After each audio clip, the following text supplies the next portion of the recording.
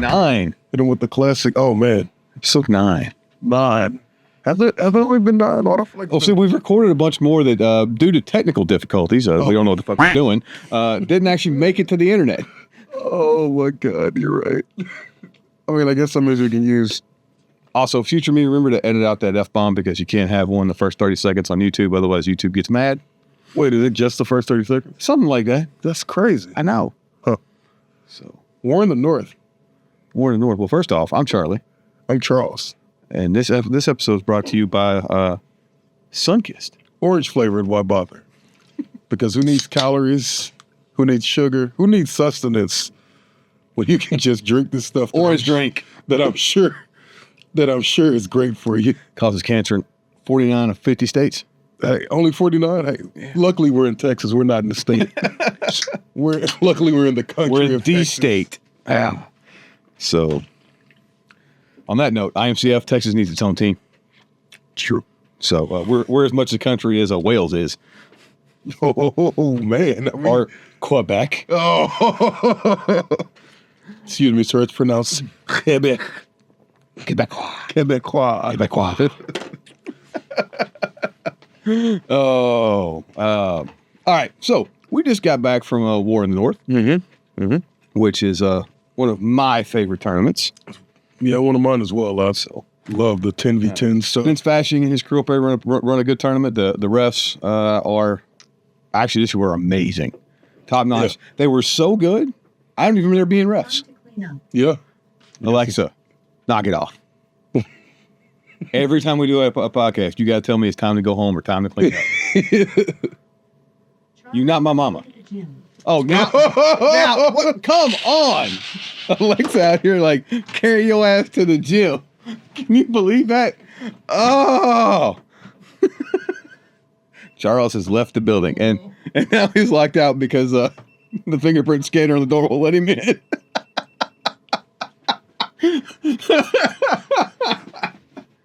Oh, I forgot about that.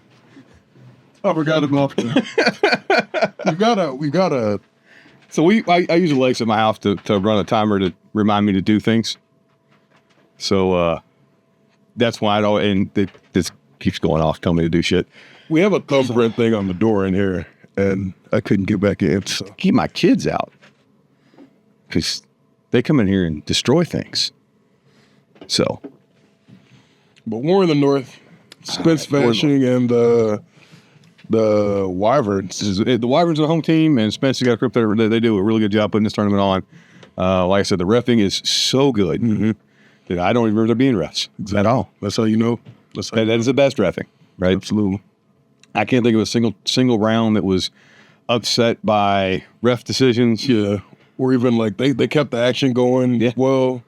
But that is one of the which is hard to do with 10s because you've got the 60% rule in IMCF. So if you ever outnumber a team by 60%, then you have stoppage. So it's basically like the 3v1 rule, right? But it's different in IMCF because it's 60%. So if you have 10 and they have 4, it stops. Okay. Whereas in the old rules, it was a 3-to-1 ratio. So like 3-to-1, 6-to-2, 9-to-3.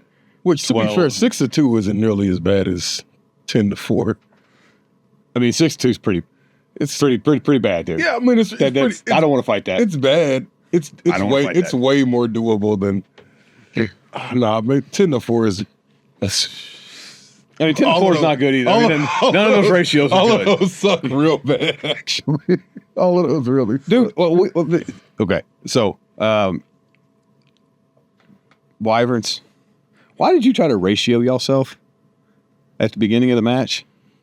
Yeah, what happened? You remember they had like two. Oh, yeah, they had one. So one dude dove at your shins, Yeah, it was. Yeah, that was Keegan had me actually too. If he would have stayed on his feet, he probably would have got me. But he ended up just kissing you lightly on the shin, on the shins, and then the dude standing in front of me is like, "Watch this!" And then like step backs and runs across the list to the other side of the list, and then ear holes his teammate. And then falls over. No. So we started that round 10-7. No, he didn't fall over. He ear-rolled his teammate, and then he made contact with us. But then he just got kind of.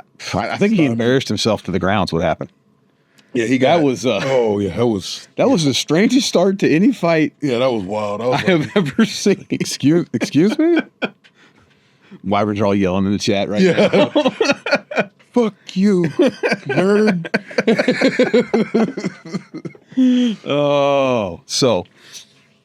Spoiler alert, our illustrious captain, Tanner Cox, led us to yet another victory of War in the North. Still undefeated. Still undefeated, yeah. Still undefeated. Yeah, Tanner Cox is at this point undefeated in mass battles.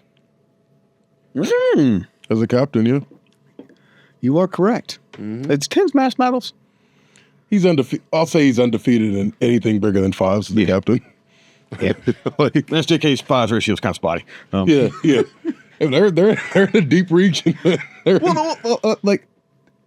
I'm gonna pick on SJK for a minute. SJK is, in my opinion, one of the top 4 teams in the nation. Yeah, absolutely. The problem is sometimes they're not, and you never know which one you're gonna get at this point. Yeah. If they bring their A game, they go into the medaling rounds every time, without a doubt. Mm-hmm. But like Carnage, oh man, they ain't show up. Yeah, Carnage was rough. Was rough. But they backed it up with Qualls with an amazing performance. 4 months later. Yeah, exactly. You know what the difference was? It's virtually the same teams. You know what the difference was? They didn't have me at Qualls. That's what the difference was. They were like, all right, no Charles. All right, guys. Well, now we can really they get didn't have you at Reno that year. Yeah, exactly. That's why they did so good. No, they didn't do good. They got punked at Reno, dude. So this year? Yeah, last year. Oh, last year. None of us went this year. Last year, so last year we did Lone Star Cup, and they spanked Tulsa at Lone Star Cup. Yeah, just on repeat. Like Tulsa could not put together a win. That day. Yeah. But in Reno, the same 2 teams fought, and Tulsa beat them handily. So SJK is like they have the squad. Yeah. Well, they've got if they show up. SJK has like 5 guys. Well, that's every team though, right? So Ordo has 5 real solid guys and a revolving cast of revolving supporting cast. Yeah. War Pigs, same thing. They got 5 real solid guys, revolving cast of extras. Now I was actually talking with one of the executioners today. They were talking about how they only have 5. Like real core guys, and then they're struggling with the other. I'm like, but that's every team, man. Yeah. Like we're getting out of the feast or famine, and now it's like everybody has just enough to eat. Well, the thing is like that's part of what goes from a good team to a great team. Yeah, because you're depth. The great teams, so in my opinion, the best 2 teams in the nation are Warlords and Kenyas. Okay. Yeah. Right. I think that's pretty much. I think that's pretty much unanimously agreed upon too. So. I'm sure there are some West Coast teams who will be like, whoa, what the hell? Well, they need to come fight. That's all I can say. They need to come fight. Come show me. Prove me wrong. I mean, they're discounting things like Dominus, right? Because you got Kenyas fighters and Warlords fighters on Dominus. So that's not, you kind of have to remove that from the equation we're talking about. Because that is more like the Striking Eagles, more like the Harlem Globetrotters. That's like a who's who of bootleggers from around the world. Mm-hmm. But what do Warlords and Kenyas have in common? What's the one thing they have in common?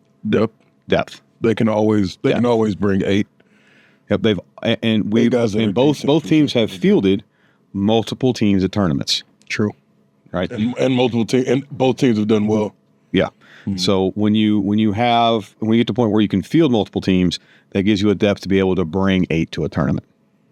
Or when you got 12 guys on your team, and it doesn't matter who shows up, you're going to be in the running, right? Now, we, as Warlords, picking on us for a minute, because ain't nobody safe on this podcast, we have screwed the pooch at Carnage for, 3 years now?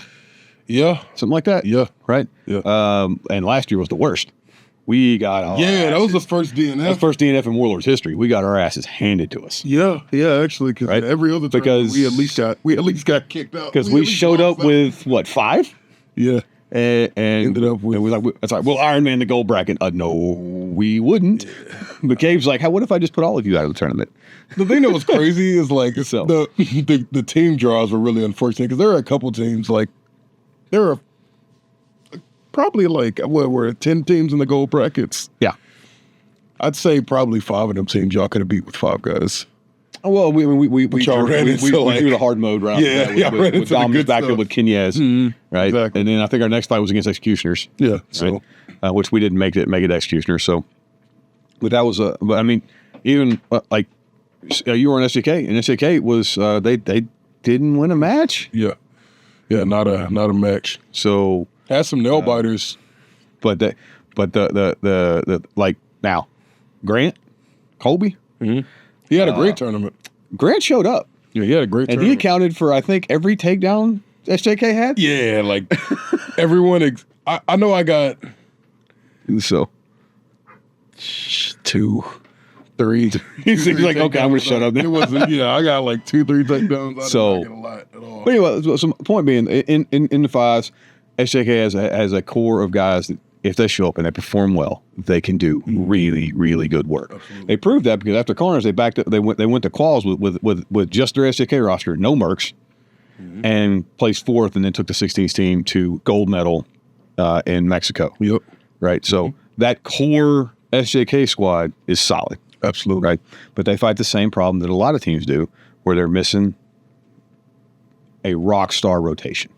Right, and that's They've got enough guys for it, to be honest. 'Cause, yeah, but you know, as well I do, you got to get all those guys to practice, and that is like herding cats. and then you got to get all those guys to a tournament. Then you get them all to a tournament, right? I mean, we took what 6 on the road trip to War of the North. Yeah, So it was me, you, Austin, BJ, Adam, and Thomas. We were the guys. Thomas. Yeah, I forgot. Thomas had He had a really good tournament. really good tournament. 'cause that's He what- had a that's really his second- fun all round too. Him and BJ did. Ooh. But they Also, I will say, watching that all round at War of the North completely changed my opinion on it. I'm still not gonna fight in the motherfuckers, but like watching them set everybody up around the. Sorry, you're gonna have a lot of editing to do this episode. Watching everybody go around the corner and then they set whoa, up. Like, you assume I edit this thing? who edits this? Have you seen them? Nobody. They're just uploaded, dude. All right, excellent. It's just processing. It's just process raw video to MP4 upload. Boop.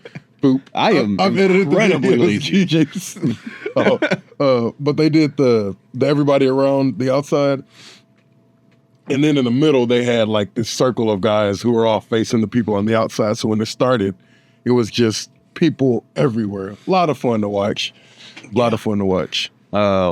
Keegan, one of the new Lost Boys, one of the new Lost Boys members, Keegan ended up winning the whole You picked up a Wyverns or Lost Boys? Yeah, Okay. man.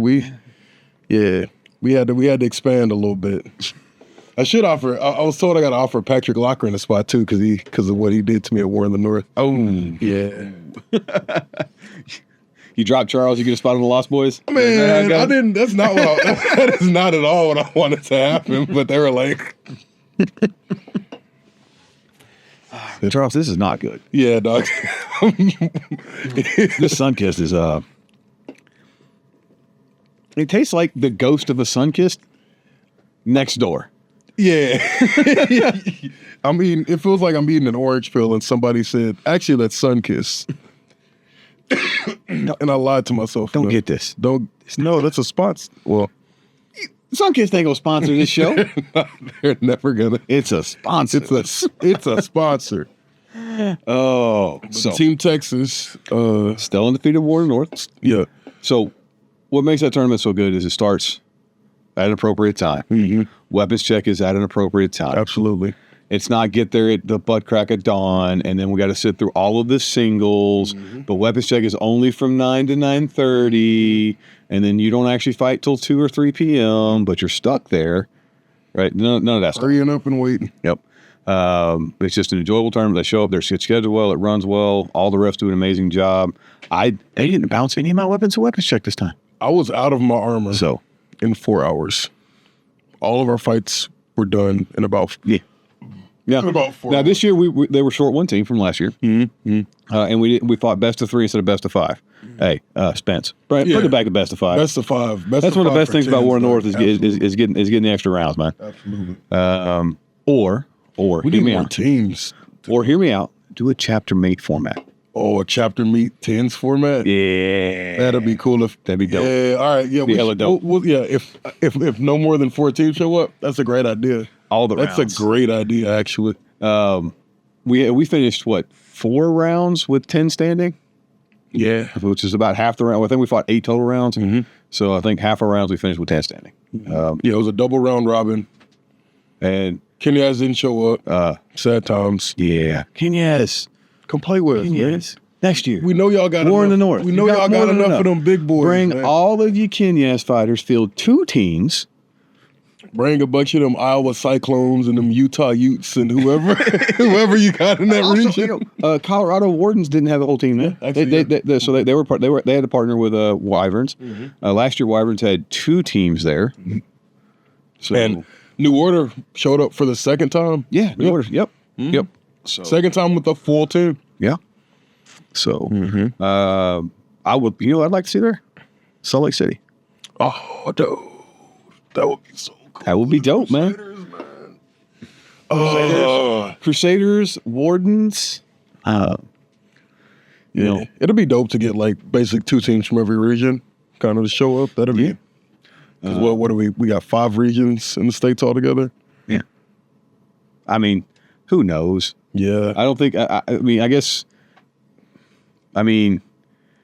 think H&B. No, You know what I'm gonna it's do? BI now. I think BI now still has regions. Y'all look out for this, and it'll probably be before y'all even see this video. I'm gonna put out a map that's all of the regions, but it's just gonna be college football regions. It's just gonna be college football conferences, and I'm just gonna replace it. I'm fixing this. I'm fixing this right now. I'm tired of it, man. I'm fixing this. Who put the Warlords in the Pac-12? What's going on? Put the Warlords in the Pac-12. Come on. They're nowhere near the Pacific Ocean. Oh, sorry. Can college football. Everybody wants to be in the SEC because it's the only one that matters. It's the only one that matters. Oklahoma finding out that it's a little harder to play in the SEC. Oklahoma's looking like a Big 12 team. Looking like a Big 12 team for sure. Everybody GG, Sooners, GG. Everybody just clicked off of the video. They're like, oh, sports ball? Oh, I'm better than that.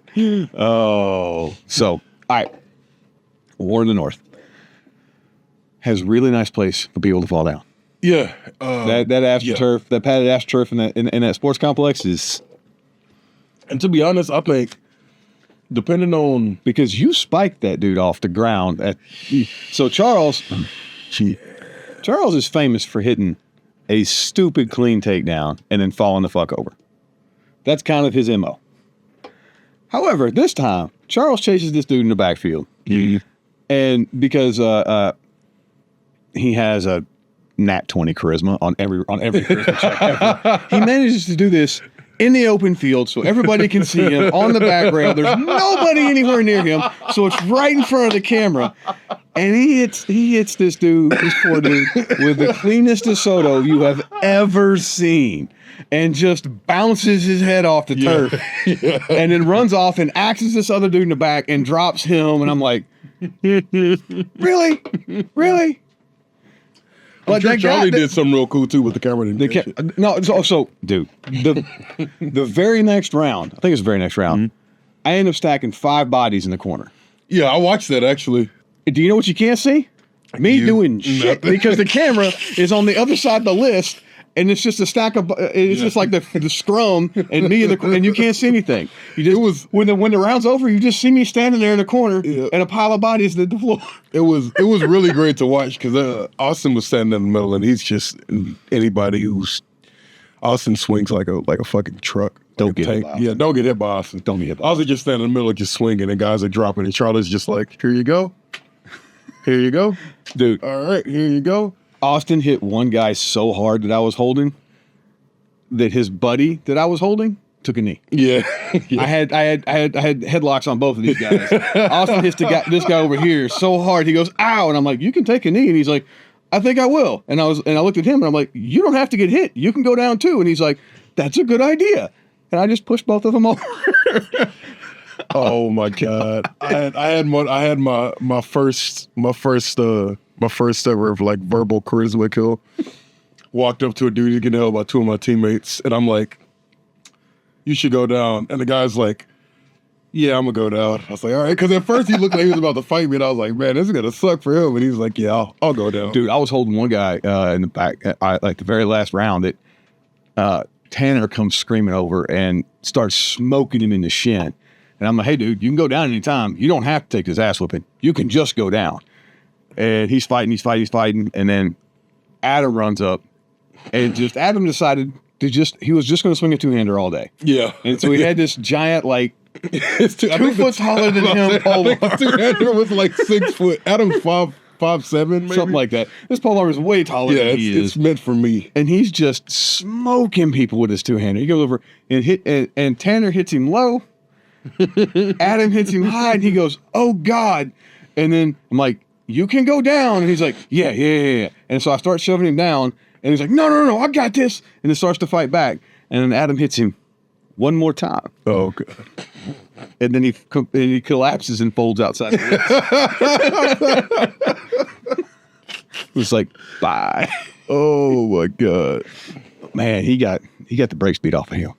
That's probably the best thing about tens is there's just way more axe swinging. Yeah. The crowd likes it a lot more because of it too. Yeah. It's a lot less, like I had a bunch of takedowns. Yeah. And assists. And I don't think I got a single takedown that was a technical takedown. Yeah, a lot of checks, a lot of shoves. Yeah, a lot of just pull over bodies. Oh, excuse me. So, but yeah, I don't think I got a single technical Lesoto or hip throw or Uchigari or whatever. So that makes me wonder how much is fives really a like fundamental basis for the bigger fights? Like, it is sure for positioning and for like your arm. It is for your rail, for at least for your front.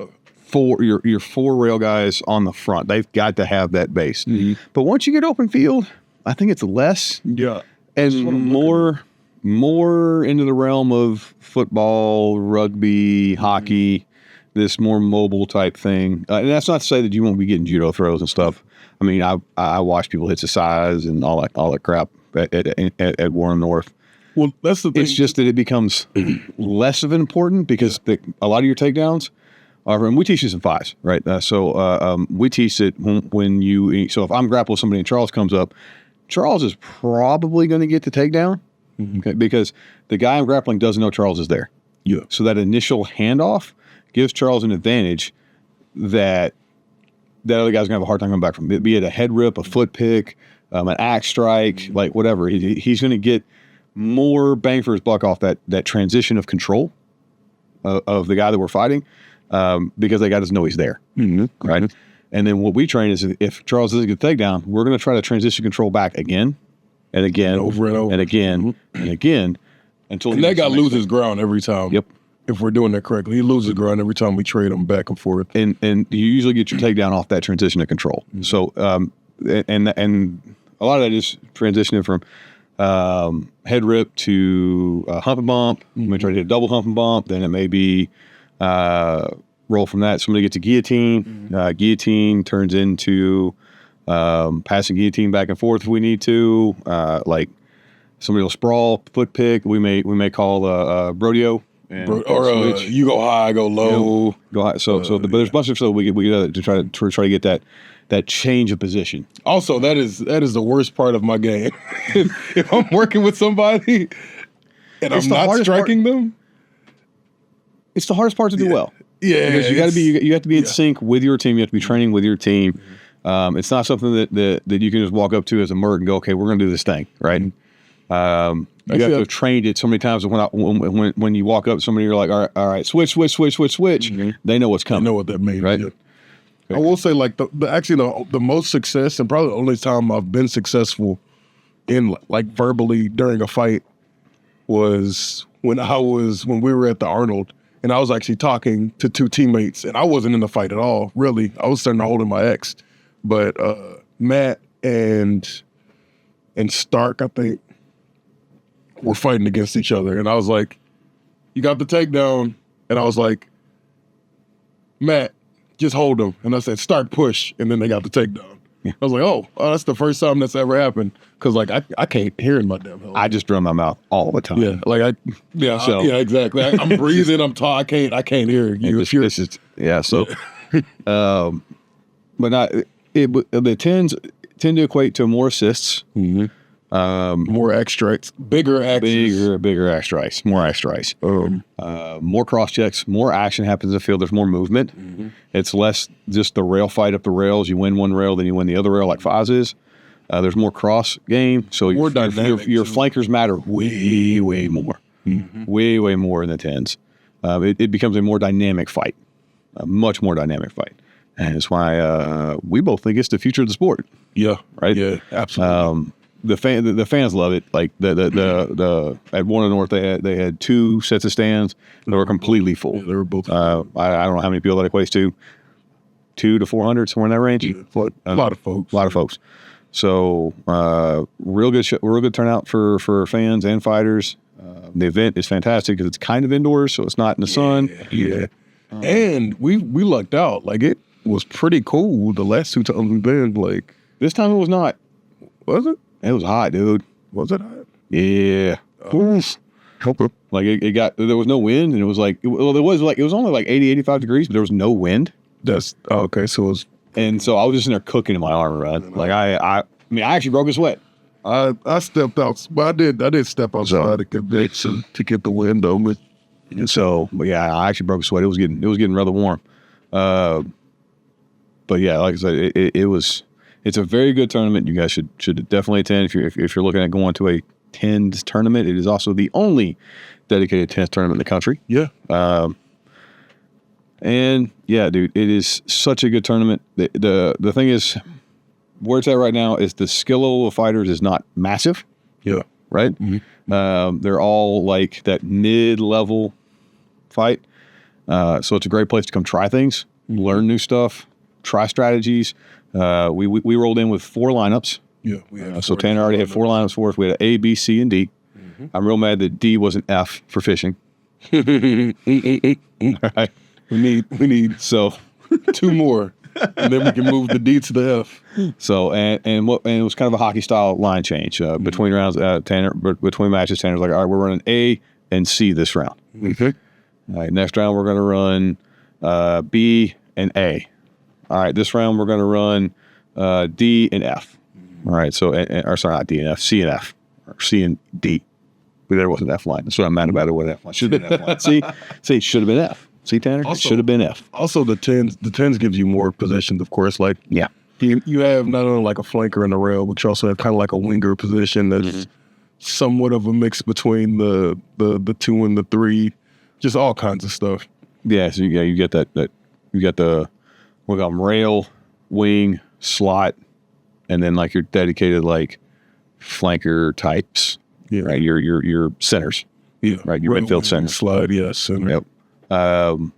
And that adds a position that has a lot more, like that slot position is playing close to the rail, but he's also open field. Mm-hmm. But we tend to run big boys in the slot. Mm-hmm. Right.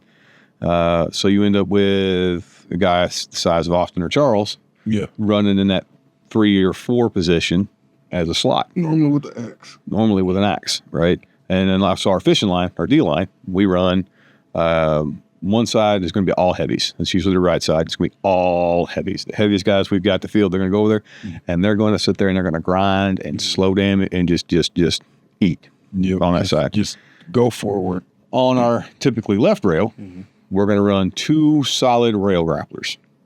Right, the best that we can put in the field. They're going to be on the left side for that lineup. Then we're going to run a guy in the slot as a 3. And he's going to be forward. He's the guy that's actually fishing, right? And by fishing, we're trying to get somebody to grab the axe. Yeah. Right? We literally want to grab the axe or hook them and pull them through the line. When you pull them through the line, you got your fishing partner. That's the 4, the other slot. He's actually sitting behind the line, kind of behind the 3. And what happens is the 3 pulls that guy through the line, rolls him to rail, and the 4 goes to town, just draining axe blows. Also, your 4 can get away with having a shorter axe if they want to, too. Yep. Ours in that position. No, you should actually just run a long axe. I think so too, but you can get away with it because but also now if you're the 3, you want a long axe. Yeah, you want in that scenario, you want a long axe with a hooked beard, right? Because we're actually trying to do a thing here. I've got a question for you though, Charles. A bit of early world boo hurt. Back in the days of the Armored Combat League, back when we were a league. Do you remember what the Striking Eagles called that tactic? They called it riot tactics. Oh, riot tactics. Yeah, remember? 16, yeah, riot tactics. Yeah, it's all coming back around. It's all coming back around. I prefer fishing. I prefer fishing a lot more too. Well, you know, Andre was going to call it riot tactics or something like, they're American military. They're trying to pull people back in. That's what you would try to separate through the line and do just that. So. Which is also closer to how actual battles were going as well, because for sure. Because you got caught on that other side. If you made it to the other side of the line alive, so something was happening. Yeah. Are we still good? I think our camera might be. All right, there we go. Camera died again because we forgot to turn on the fan. We want to get a checklist to turn all this gear on. Yeah. So. Anyway, it turns out when that red record light starts blinking, it's fixing to turn off. We got to check to see. We got to say fan. Nikon. All right, so fishing versus riot tactics. It's fishing. It's the same difference. Yeah. Riot tactics is more to me is more like when you're actually grabbing and pulling guys. Yeah. So that'd be like what a 1 is doing on the rail, maybe a 2. But when you're at the 3rd slot, you really shouldn't be close enough to do that. Yeah, exactly. Right. Exactly. Now we actually had a team that riot tactics. Is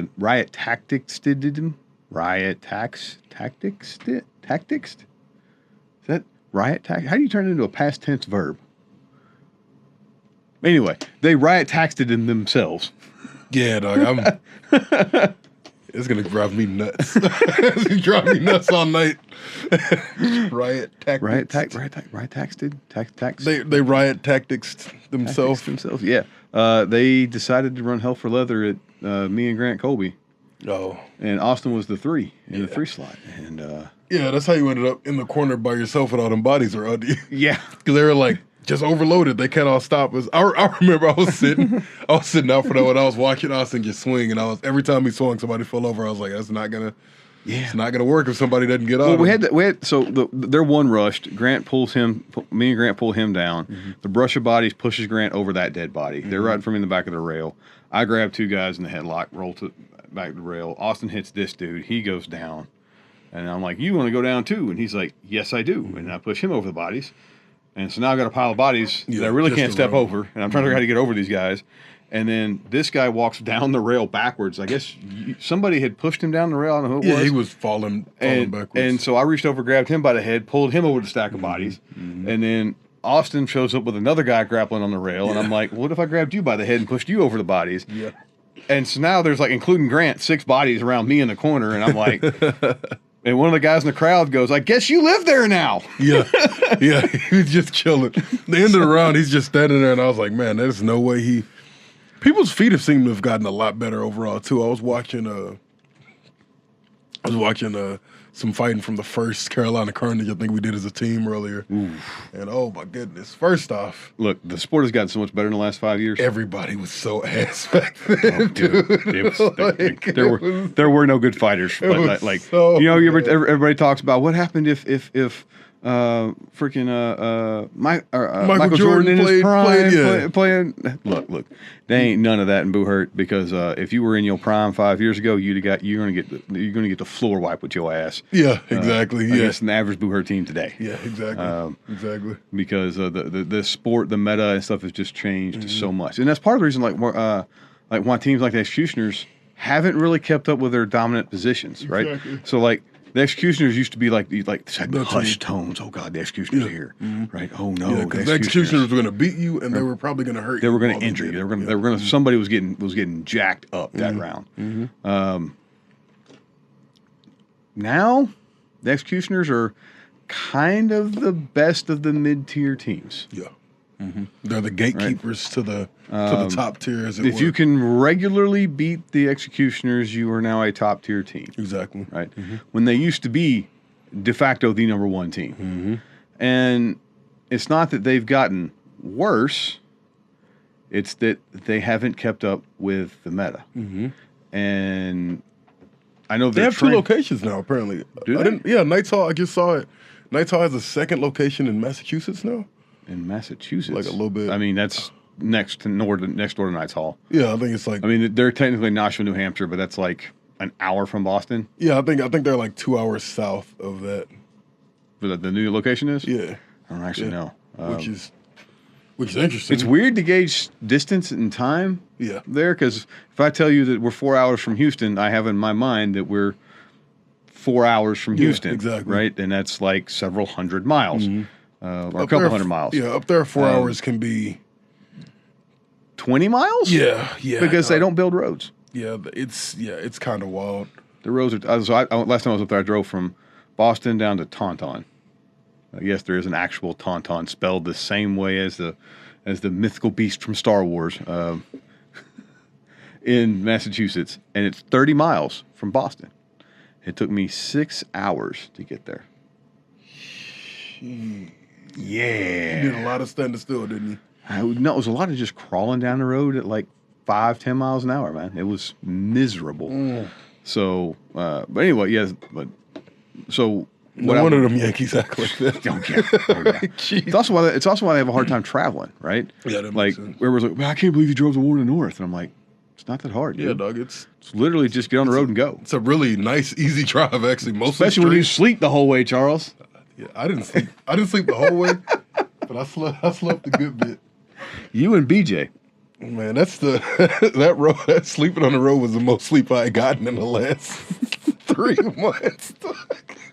Oh my God! But this thing with and I think the New England teams kind of struggle with this is they are geographically the closest as far as the teams are concerned, but they travel the least. Yeah, and so it's hard for them to keep up with the meta because the guys establishing the meta are on the West Coast and coming out of Texas, right? So you got West Coast and Central U.S. where the meta is really being pushed and developed, and then of course Australia, guys like Jake and Sam Ride and those guys are doing fucking Colin Campbell. Those guys are also growing that meta as well. But those New England guys are having a hard time keeping up with it because they don't travel enough to fight those teams or to train with those teams, right? So, which is sad too, because like New England, the East Coast should be where chapter matches are the most common because all of them teams are right next to each other. Like, they could have right now with the teams that they could have a conference and a conference championship that leads to a national championship right now with the East Coast teams. With how close they are to each other. Yes. But there's not that's not their culture or their... Well, I don't know. Like I think it has to do with the way they view travel. Maybe. Right? Okay. That it's real hard to get people to travel to do things because it's so hard to travel. Like think about you guys in New York. Half their team doesn't have a freaking driver's license. Yeah. Right? Yeah. So that precludes a lot of travel. Right? You can't fly somewhere and get a rental car. Yeah, true. All right, so now you're stuck bumming rides or Uber or whatever. Whereas in Texas, we're just like, we'll just drive, dude. Exactly. Yeah. So that makes it a lot easier for us to travel and do stuff.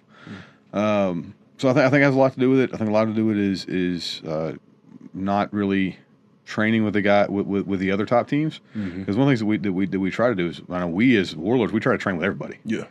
Like, we're constantly doing training events. We're constantly putting on training events, doing training events, travel to train with other couples. Like Cyrus, anytime he travels for work, he's going to find a local team. He's going to go train with a local team. Exactly. Right. And most of the time, you're going to see that local team do a good bit better. Yeah. Well, like when I went up to Kansas City and trained with St. Louis and trained with the St. Louis guys. 6 weeks later, went from a team that didn't know how to boo hurt to doing basic teamwork boo hurt. Yeah. 6 weeks later. Really quickly. Yeah.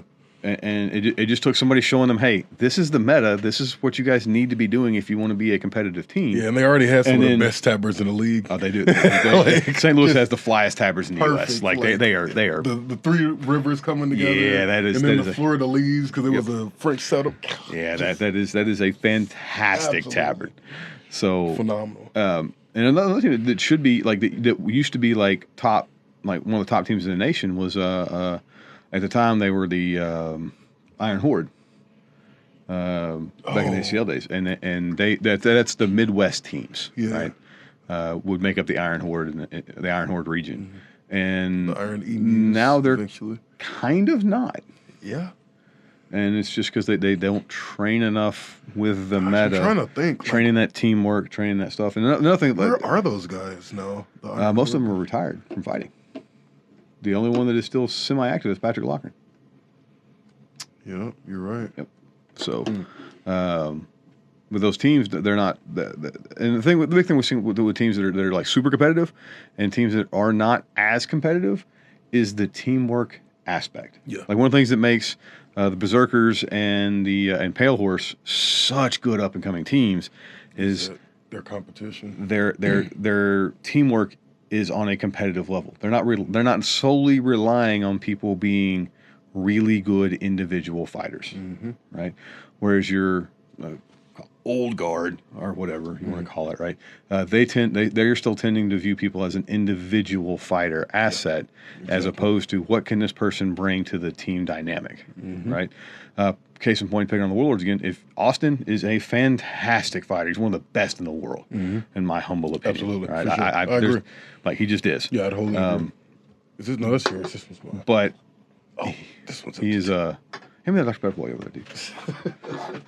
New sponsor alert. New sponsor. Dr. Pepper Zero. This stuff's actually delicious. This stuff's actually good.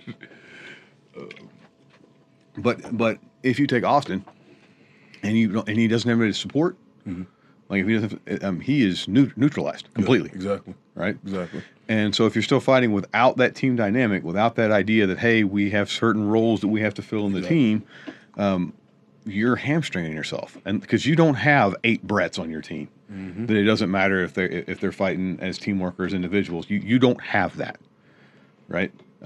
So you are by definition not performing to the best that your team can perform.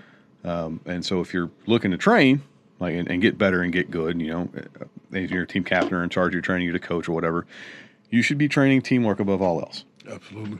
Right. Absolutely. Like we established earlier, especially in 5s as opposed to 10s, right? That teamwork aspect becomes, I won't say more important, but it's vastly more impactful. Yeah. Because of that first takedown advantage you get. If I get the first takedown in 10s, that's only one dude. That's 10% of their firepower. Exactly. Right. If I get a takedown in 5s, that's 20% of your firepower is gone. Right. I only got to get 2 more takedowns and we win. Yep. Right. Yeah. Guaranteed. Because if it's 5-2, we're rolling this up, man. Right. And the last 2 guys are going to catch a hell of a pounding. Yeah. The last 2 guys got to make some business decisions. So you're not winning a 5v2 in the sport. No, you're not winning a 5v4 in the sport, quite honestly, because if you're 5v4, I think when Brett did the stats on this for I think it was astronomical, like 98% of first kills led to a victory. Yeah, like it was so nuts. So that having that teamwork on point gets you that first kill faster, and getting that first kill faster in 5s is super important, right? Because it just starts that steamroll. And that's what a lot of the teams that used to be good compared to Yeah. they don't get that first kill fast enough, right? They may have good individual fighters, right? But those fighters are not as good.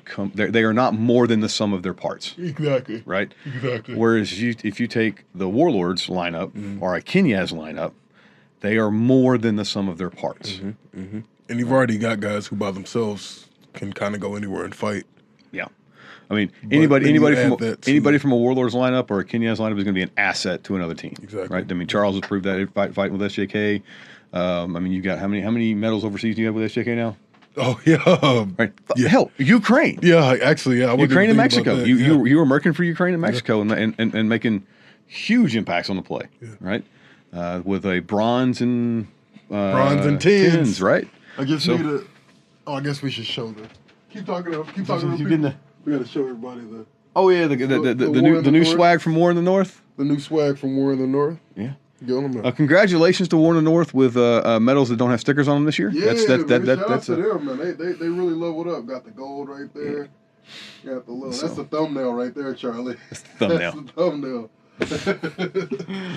All right. So, but yeah, so training that teamwork aspect, getting those teamwork kills, because like we talked about earlier in the episode, we get most of our kills on the engagement of the second person, right? That change up, because the guy you're fighting doesn't expect it because he's fighting you, he's focused on you, he never sees the other guy coming. Never once. Right? And another thing that we've changed as far as the meta is concerned, when you're striking, what are you striking for? You're not striking the helmet. Well, You're striking You're striking. personally hands, Well, elbows. let me rephrase that. Why are you striking? Oh, What is the you're striking to purpose help of your the strike? teammate win. To the help your grapple, teammate yeah. win the Yeah. grapple. Whereas Used old to be- school is I'm striking to drop him. Yeah. And that's great if the guys you're fighting suck, which at the time they all did. To be quite clear, we were all terrible fighters 5, 6 years ago.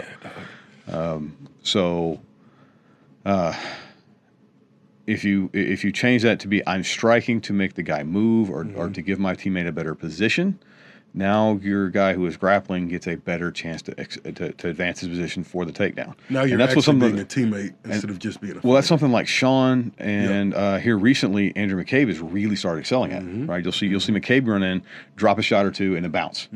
Right, whereas used to McCabe felt like he had to get the takedown, and now that he's their teamwork has leveled up, and he's got them big beefy freaking corn-fed boys. Yeah, right.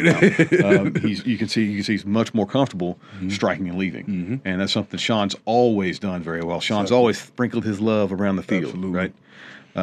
You know what's funny?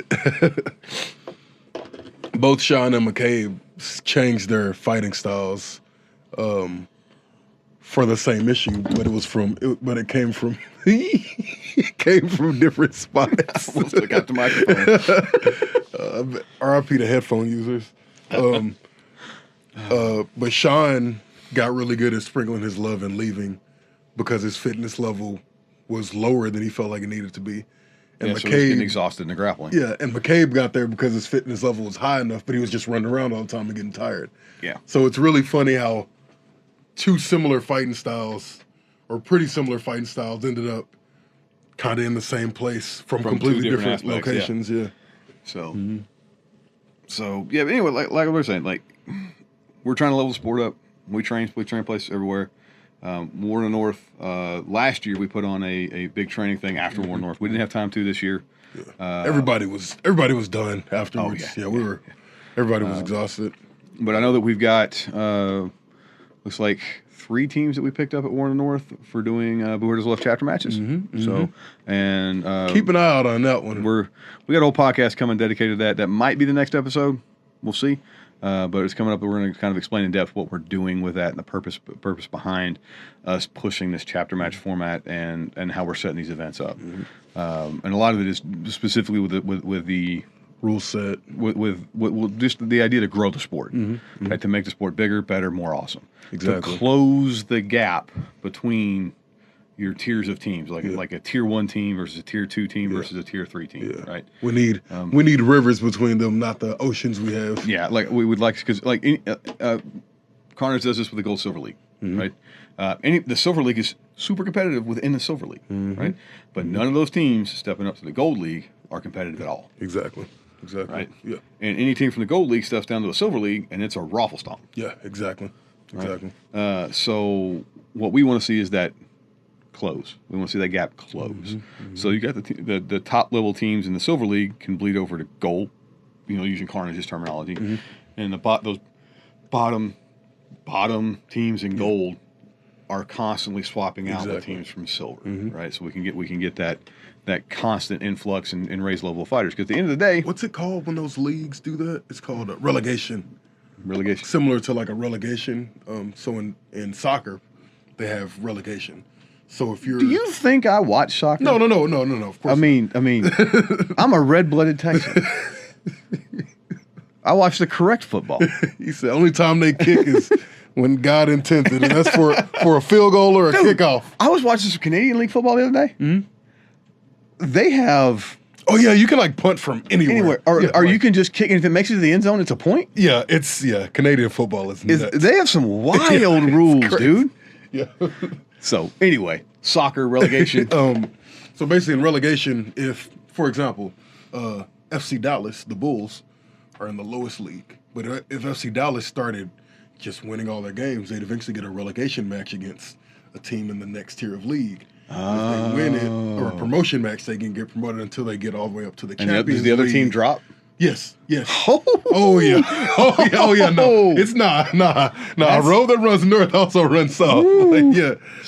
But that'll be a really interesting, kind of serious situation to see. I'm about it, but I also think that the Silver League matches are better matches to watch. They're so much more fun to watch. More fun watching the gold match. Whenever I came home, my dad came and watched me fight at Carolina Carnage. Hi, Dad, by the way.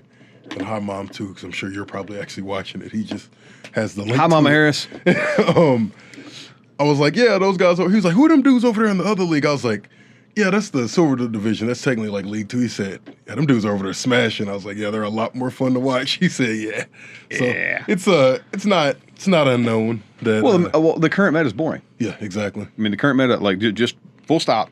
It's like watching BJJ, and BJJ is boring. I know that all the fighters that are watching this are like, no, man, I love BJJ. But all the fighters would also much rather watch any other match than a BJJ match. Right. But it's if you are up with the meta and you are down with the chess match that is the rail game, because the rail game is a chess match, then yeah, it's kind of entertaining to watch. But that's not your average spectator, right? No. It's just not. So it's not.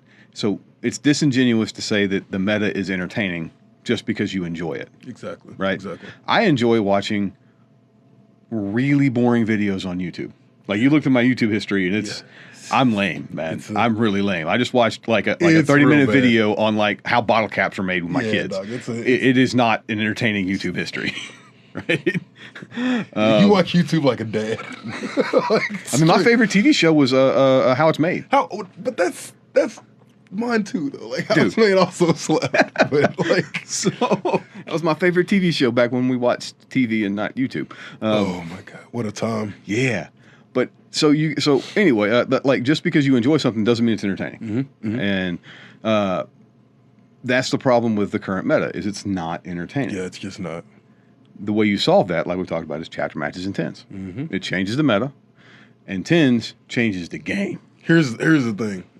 I bet if every person who's ever watched the Boo Hurt match watched tens for their first match, they probably wouldn't be able to watch fives. Yeah. Well, we had the same thing when we went from threes to fives. Yeah. Right. Oh God, threes. I was never around for the threes era. Luckily, we fought a few threes chapter matches because that's all we had. The first chapter match where Brett almost killed us all on the way home. I wasn't there for that. Remember? Oh, you weren't. And no, we fought threes too. We fought some twos chapter matches too. Oh my God, we didn't have enough guys. Right. Long time ago. You're right. We're trying to win Winter Chapter War. I'm trying to forget.